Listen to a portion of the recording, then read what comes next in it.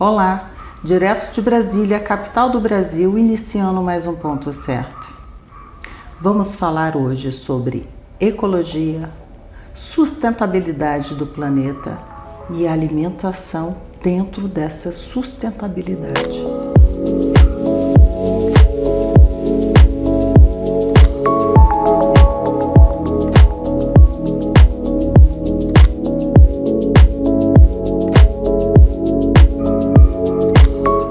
O nosso convidado, Rodrigo Marques, é um permacultista e também um agroflorestador. Seja bem-vindo ao Ponto Certo, Rodrigo. Obrigado, Érica. Vamos falar desta técnica, né, que a natureza nos ensina. É isso. O que é permacultura para quem nos assiste agora nesse momento? A gente entende a permacultura como uma caixa de ferramentas, né? A gente busca na permacultura essas tecnologias desde a educação, governança, né, do território, plantio, construção, tecnologias apropriadas, tecnologias que buscam compartilhar uma ética que a permacultura definiu, que é o cuidado das pessoas, o cuidado do planeta e repartir excedentes, né? Então a permacultura é essa grande caixa de ferramentas, ela não inventou todas essas tecnologias. Ela foi reconhecendo em comunidades tradicionais do mundo e tecnologias mais inovadoras, mais novas, essas tecnologias que fazem parte dessa ética, né? Rodrigo, e a agrofloresta?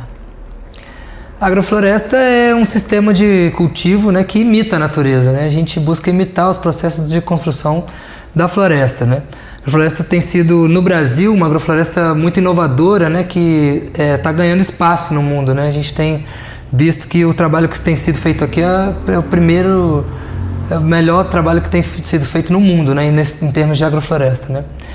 E existem muitas agroflorestas no mundo e a forma é essa: a gente planta alimentos de forma que a gente consiga reconstruir a floresta, né, durante o processo da produção de alimentos. E a importância disso, para quem nos assiste, vamos falar de uma forma mais didática, vamos dizer assim, para quem nos assiste, nesse momento, da importância que é esse cultivar o alimento desta forma e em grandes proporções, porque nós estamos falando de alimentar milhões e milhares de pessoas, mundo afora, né? E a preservação com que se faz esse tipo de agricultura para o próprio solo, a sobrevivência desse solo. É isso, né? A agrofloresta ela conseguiu ter um tripé super forte, tanto a nível ecológico, como a nível social, como a nível econômico, né? E essa é a grande importância dela. Ela é uma solução para a agricultura moderna do mundo, para encaixar os modelos de produção, produzir muitos alimentos, né? Fazendo isso mesmo, né? A dinâmica da floresta e captando a água no solo, né? Transformando isso em alimentos. A agrofloresta sempre vai trabalhar com diversidade e a gente se alimenta de diversidade. A realidade do prato que a gente come é um prato diverso. A gente não come só uma coisa. Então a agricultura que faz monocultivos, ela não está realmente querendo alimentar as pessoas. A importância da diversidade no plantio é isso, né? Então, a nível ecológico, a agrofloresta vai sempre ter isso. Diversidade, vai ter densidade, vai ter sempre a sucessão natural e sempre a estratificação. Essas quatro bases, a nível ecológico, sustentam o nosso modelo agrícola de uma forma que realmente a gente consegue produzir com sustentabilidade. A nível social, a gente tem visto muitos avanços, né? Os filhos dos agricultores voltando para as terras porque estão vendo uma oportunidade no campo, né? Estão vendo que a qualidade de vida dos pais está melhorando, estão vendo que a água corre, então ele tem condição de produzir, né? A água se mantém, as nascentes que estavam às vezes degradadas, né, por causa da degradação do desmatamento, voltando essas nascentes a correr o ano todo, né, em algumas regiões. Então, isso são benefícios sociais, a gente vê também, né? Porque esse acesso das pessoas a esses recursos básicos são os que dão condição para a pessoa produzir com qualidade, né? Falando de solo, também é um benefício ecológico, mas também é social. Porque quando você tem um solo fértil, você não depende dos fertilizantes das lojas, né? Você tem uma autonomia, uma independência na agricultura, tanto de pequena escala quanto de larga escala. Não se trata só da agricultura pequena, né? Ainda que é a que alimenta a gente, né? A gente sabe que 70% do que a gente come hoje no Brasil e praticamente no mundo todo é assim. Em alguns países mais, essa porcentagem é maior, né? 80% do que se come no país vem da agricultura familiar, né? Isso já é uma coisa que se sabe, né? São números do mundo todo, né? E a nível econômico, a agrofloresta é uma solução também, porque a gente está conseguindo fazer a sobreposição dos cultivos nas áreas e a gente consegue, numa mesma área que um monocultivo produziria X quantidade, agora você tem X quantidade desse monocultivo com a sobreposição de outros cultivos, então a gente está aproveitando aquelas áreas em 2, 3, até 4 vezes a produtividade daquela área, né? A agrofloresta aqui em Brasília, do Sítio Semente, que é uma referência, chega a produzir 79 toneladas de alimento por hectare por ano, né? Contra 8, 9, 10 que a soja consegue produzir por hectare por ano, né? É uma diferença muito grande. E não é só uma coisa, né? Não é só soja. São vários alimentos, né? E isso tem uma importância muito grande, não só para a alimentação da gente, não só para a natureza, mas também como sociedade, né? Fala muito da nossa cultura, fala muito das relações que a gente tem. É uma sociedade que planta diversidade ou uma sociedade que quer monocultivizar a sociedade, né? Para quem nos assiste agora, eu acho que fica fácil poder visualizar todo esse plantio se a gente imaginar, por exemplo, uma floresta. A própria sobrevivência dessa floresta. Ela não se forma com uma única espécie. São diversas espécies, né? Nós temos no Brasil a floresta amazônica, que não só ela produz muita água para o planeta, como também vários frutos, né? Nós temos frutos aí que os povos da Amazônia já conheciam. Um deles é o açaí, que hoje já ganhou o mundo afora. E ele é um fruto da floresta. Uhum. Então, é essa importância, saber que quem nos assiste, visualizar que essa diversidade das plantas, ao mesmo tempo, há uma conexão entre elas e o solo de se fertilizar. Perfeito. Sem a necessidade do que você falou, né? De fertilizantes, enfim, de agrotóxico, de tanta coisa que só contamina os nossos rios e o nosso corpo. É isso. Eu quero, Rodrigo, que você me fale, porque você é uma cria de Brasília, você, né, cresceu aqui em Brasília e ganhou o mundo afora. Hoje você trabalha no México. Eu gostaria que você falasse desse seu trabalho no México, como está desenvolvendo lá a permacultura e essa tecnologia, vamos dizer assim, né, uma tecnologia.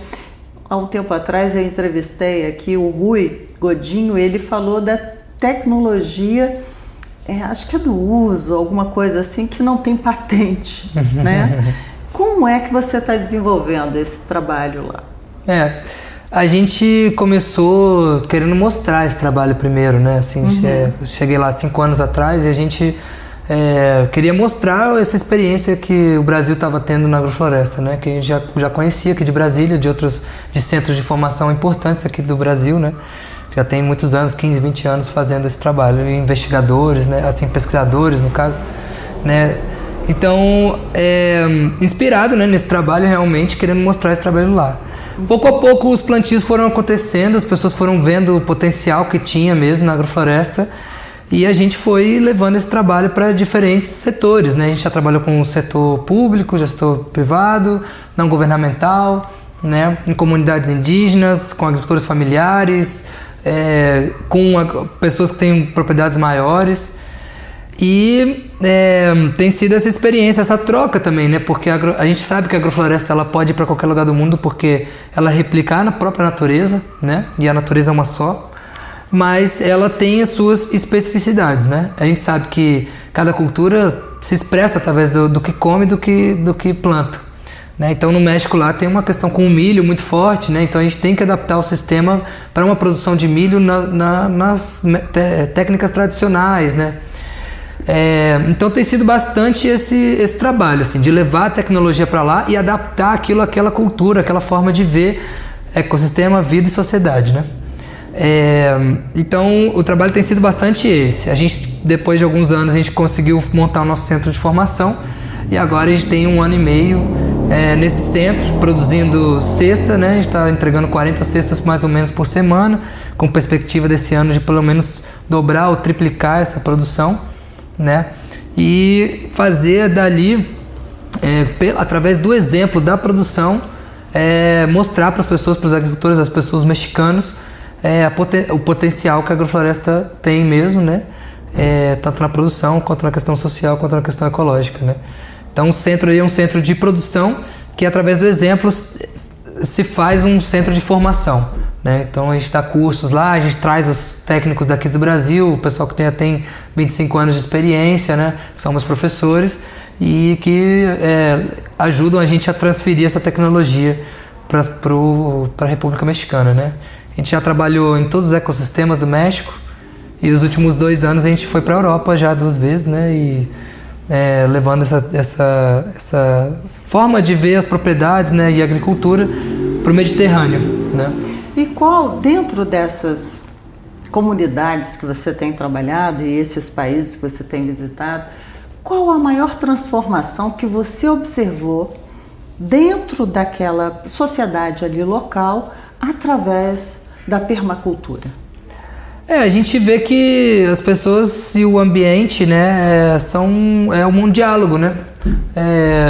O ambiente que a gente tá inserido, esse ambiente ele transforma o ser humano, né? Então, à medida que o ambiente está mudando, porque você está usando, dialogando com a natureza, é impressionante assim a mudança no comportamento das pessoas, né?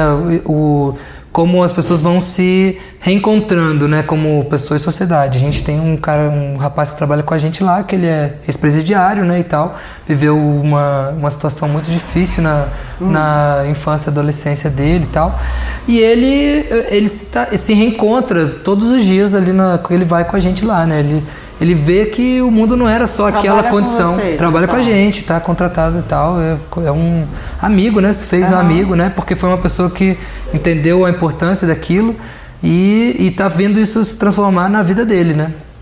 Que bom. Né? Uma pessoa que está conseguindo se reinserir dentro da sociedade, né? Cumpriu a sua pena e agora está fazendo essa transformação. Para a gente é maravilhoso. Isso é muito legal. Que seja uma pessoa a ser, né, reabilitada dentro da sociedade já faz a diferença. E o solo?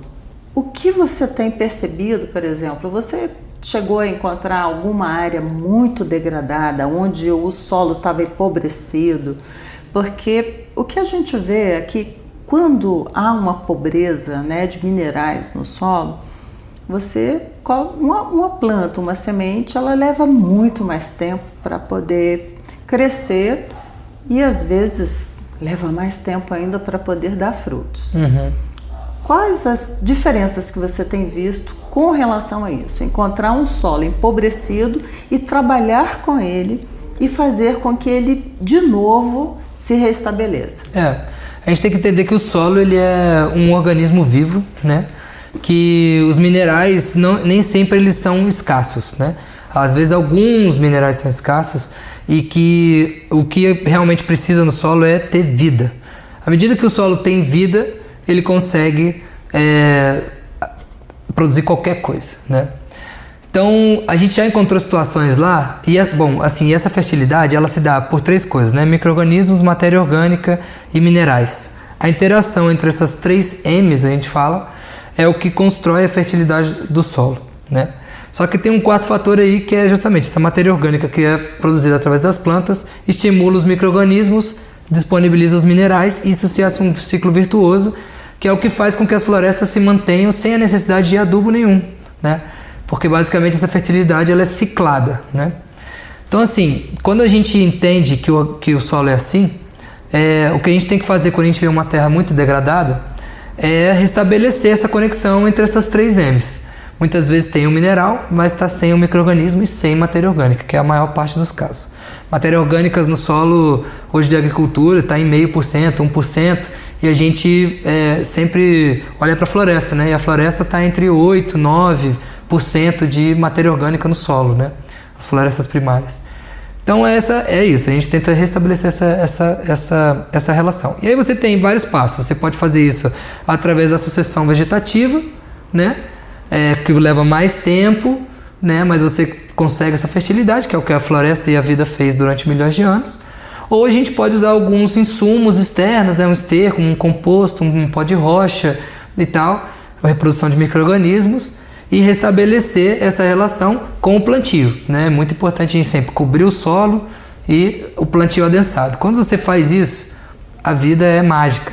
E aí ela consegue construir essa fertilidade ao longo do tempo. E aí pouco a pouco a gente vai vendo isso, né? Nos plantios que a gente fez lá, saindo de áreas que às vezes foram uma pista de motos, né? Passaram máquinas, arrastaram 50 centímetros do solo para as bordas, né? Esse foi um caso real de um projeto que a gente fez lá. E a gente, em 4 meses, a gente tinha uma florestinha aparecendo, super verde, e ao longo do tempo a gente vai vendo essa evolução do solo, cada vez mais negro, cada vez mais estruturado, cada vez captando mais água, né? E isso é o resultado da floresta, né? A força da natureza é impressionante, né? Eu vejo assim porque há um tempo atrás, deve ter uns 2 meses atrás, eu estava vendo a respeito de Chernobyl, lendo uma reportagem e vi algumas fotografias. A cidade totalmente abandonada, mas a floresta já está tomando conta. Ela toma conta dos edifícios, ela toma conta de todos os lugares. Isso. Essa é a força da natureza que está no solo. Rodrigo, e como é que faz, por exemplo, com relação às pragas? Isso é um grande tema, né? A primeira coisa eu acho que a gente tem que entender sobre as pragas é que não existe praga que acaba com a floresta amazônica, né? Não sei, uma formiga acabou com toda uma área da floresta amazônica. Isso não existe, né? Na verdade, né? A gente fala praga até... soa até esquisito, né? Os insetinhos lá, os bichinhos. Isso. Porque assim, realmente o que a gente fala que eles são seres que otimizam a vida, né? Então, onde a vida está desequilibrada, eles atuam para que a vida possa recomeçar aquele processo e evoluir, né? Então, quando a gente entende isso, a gente entende que tem essas 4 bases que eu falei, densidade, diversidade, sucessão natural e estratificação. Quando você planta nesse sentido, você consegue ter maior saúde no teu sistema, e quanto mais saudável menos doença tem. É assim para a gente como ser humano, é assim para as plantas, é assim para o organismo como um todo. Então isso é o primeiro que a gente tem que entender, né? E aí é isso, você com um manejo nessa diversidade, a gente tem tido casos assim, nesse centro de formação que a gente montou, a gente tem a 500 metros da gente tem um rapaz que produz também um sistema orgânico convencional, e ele passa toda semana combatendo praga, e a gente a 500 metros dele, na mesma rua, mesmo solo, mesmo ecossistema, né, tudo igual. A gente não tem essa problemática, né? A gente poucas vezes teve que fazer algum controle, a gente faz controles biológicos nesse caso, mas foi uma vez nesse ano e meio, enquanto eles todas as semanas passam por esse controle, simplesmente por trabalhar com a tecnologia da natureza. Interessante isso, hein? E quem nos assiste agora, Rodrigo, por exemplo, se eu quiser fazer uma horta na minha casa, uma horta pequena para minha família mesmo, eu posso utilizar esse sistema da permacultura no meu jardim? Sim, a gente brinca que agrofloresta, né, e permacultura você faz até num vaso de jardim, né, ou num cabeleireiro, numa cabeleireria, né, como é que fala isso? Eu esqueci. Tô com o espanhol, né, cruzando na cabeça, mas é isso, um cabeleireiro. E qualquer forma, né, tudo que encaixa nessa ética a gente consegue fazer com permacultura em qualquer lugar do mundo, né, seja urbano, rural. É só uma questão de forma de desenhar casa, terra, propriedade, tecnologia, né? A permacultura ela é só isso, ela é a caixa de ferramentas, ela é o molde, né? Então a gente pode fazer qualquer coisa com permacultura.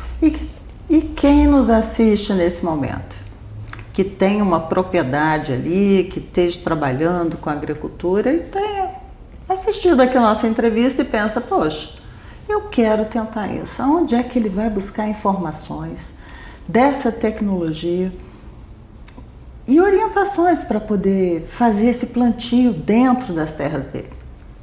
Aqui no Brasil esse acesso é mais fácil, né?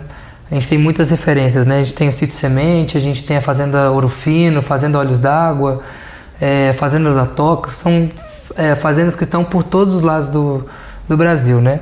Quem quiser também acompanhar na internet o nosso trabalho, né? Pode encontrar terra.negra.mx, que a gente está divulgando sempre esse trabalho, tem sempre algumas cartilhas pedagógicas, a gente está sempre produzindo coisas. Tem um trabalho muito importante, além dessas fazendas que eu comentei, né, de um rapaz que está fazendo um trabalho muito bom de divulgação da técnica, que chama Antônio Floresta, né? Ele é um cara que está fazendo um trabalho muito bom lá no Cariri, lá no Ceará, no sertão, né? Então tem muitas referências que eu acho que a gente pode aproveitar. No Brasil é maravilhoso isso, a gente é ponta de lança mesmo no mundo. Muito legal, hein? Rodrigo, o ponto certo está chegando ao final, mas eu gostaria que você desse uma mensagem para quem nos assiste agora a respeito dessa importância com a nossa alimentação, mas também a importância com o nosso planeta, e não só a nossa sustentabilidade, mas das futuras gerações. A gente fala que não existe futuro sem floresta, né? Não existe saída para o ser humano para continuar a permanecer na existência sem floresta, né? Então a agrofloresta ela é isso, ela soluciona alimento, ela soluciona a sociedade, ela soluciona terra e é o futuro. A gente só tem esse caminho. Obrigada, viu, Rodrigo, pela sua participação aqui no Ponto Certo. Obrigado, Érica.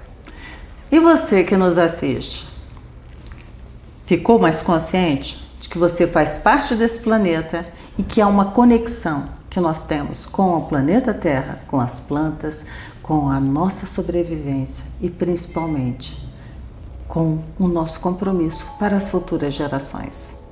Espero que você tenha gostado, que busque informações e que existam mais permacultura e agrofloresta por todo o planeta. Até a próxima semana.